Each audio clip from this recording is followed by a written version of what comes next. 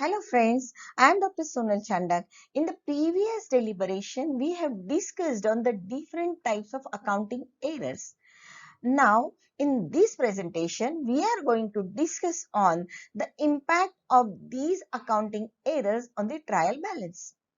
The agreement of trial balance is a proof when we get the arithmetic accuracy of the books of accounts. However, the final proof of the accuracy of books of accounts is not enough.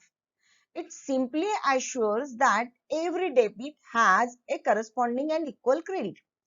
However, if the trial balance does not agree, it is a clear indication that there are certain errors in the books of accounts. Even if the trial balance agrees many a times, under those circumstances there can be the errors, but they are quite difficult to be identified, and hence these errors are required to be classified and understood, and we have to know what is the impact of these errors on the trial balance. Hence we are going to go through the different issues with respect to trial balance in this presentation. Hence we are going to differentiate these errors on the basis of the agreement of the trial balance. Number one, errors that do not affect the agreement of the trial balance. And number two, errors that affect the agreement of the trial balance. As we know, friends, there are certain errors which have the impact on the trial balance, and the balance is hampered. If the balance is hampered, if we find the deviation in the totals of the debit and credit, that means that these errors affect the agreement of the trial balance. But if at all the errors do not affect, do not impact, do not show the discrepancy in the amounts of debit and amounts of credit, then they are the errors which do not affect the agreement of the trial balance. Now, let us speak something about the errors that are not disclosed by the trial balance, or the errors which do not affect the agreement of the trial balance.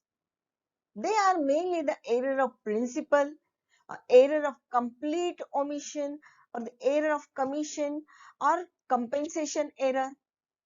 Certain errors such as entering the transaction in two subsidiary books, or writing a wrong amount in the subsidiary book, or misposting the wrong account but on the correct side, etc. Locating such errors becomes quite difficult, and such errors can always be rectified by means of journal entries. We have to pass the journal entries. Friends, however, there are certain errors which can be easily disclosed as the trial balance does not match. That is, the amounts of the total of the debit does not match to the total of the credit. So, these are the errors that are disclosed by the trial balance or affect the agreement of the trial balance. They are mainly the error of wrong or error of omission of posting, a wrong totaling of the subsidiary books, or wrong carry forward, and wrong balancing of the ledger accounts, etc. Wrong posting may be in the form of posting of wrong amount to a ledger, or posting to the wrong side of the account, or double posting or duplicating of posting.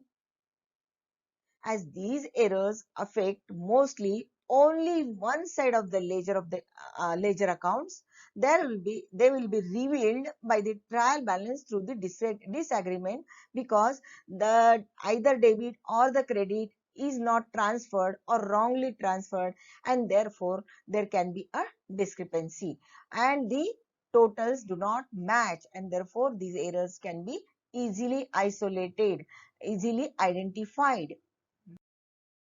Friends, let us know some of the causes as to why the total of debit and credit of the trial balance disagree and show the discrepancy, which can be easily isolated, that there is a discrepancy in the totals.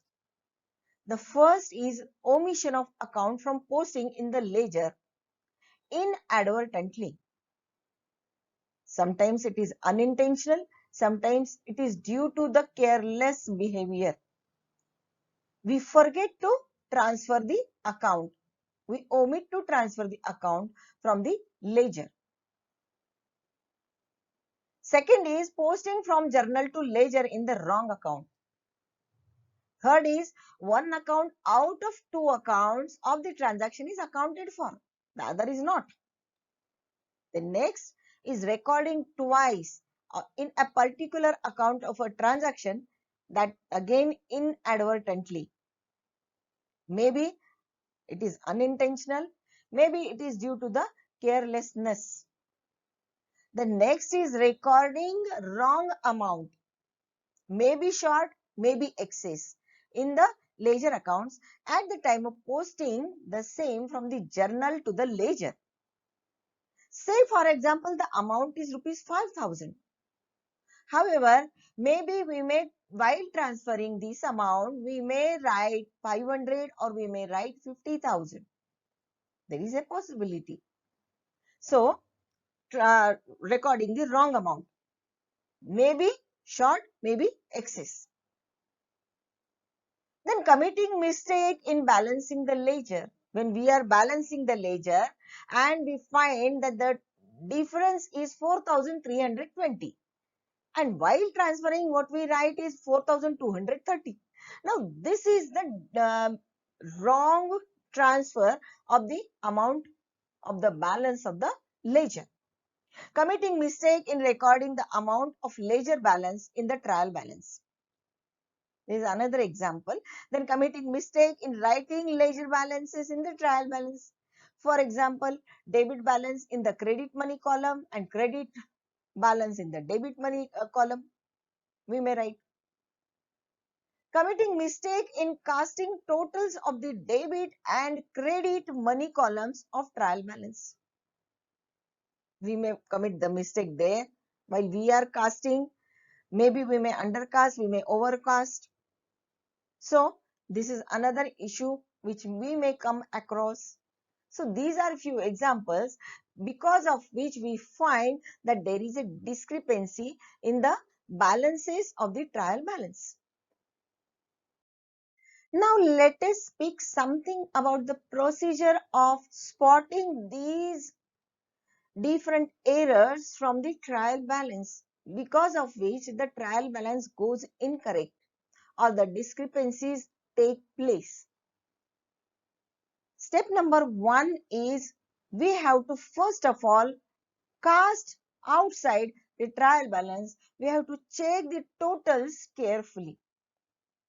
Thereafter, it is to be ensured that all the ledger accounts have been posted in the trial balance properly. We have to check each and every ledger account and we have to find out, we have to know that all the ledgers are transferred properly, their balances are transferred properly, all the accounts are transferred properly. Then thirdly, it is to be ensured that all the transactions have properly been posted from the journal to the ledger. Means first of all we have to make the totals of the trial balance and know whether there is a discrepancy in that the amount is shorter in the debit side or the amount is shorter in the credit side. Secondly, we have to know whether we have transferred all the accounts and the respective amounts in the proper manner to the trial balance. Thereafter, we have to know whether we have transferred all the accounts from the journal to the ledger properly. Thereafter, verification of the correct posting of debit and credit ledger balances is required to be found out. It has to be done. It is to be checked that totals of cash and bank account and balancing and inclusion of these balances in the trial balance have been made properly. So, another important step is finding out the cash or and bank account. Thereafter, it is to be checked that casting a purchase journal, sales journal and other subsidiary journals are correct and these are posted in the ledger account properly. The next is the current trial balance has to be compared with the previous trial balance so that we can find out whether there is a major problem, major issue or what. Then it is to be observed that the totals of the accounts receivables and account payables and recorded amount of the same amount in the trial balance are the same, are matching with the amounts from the subsidiary books and the ledgers.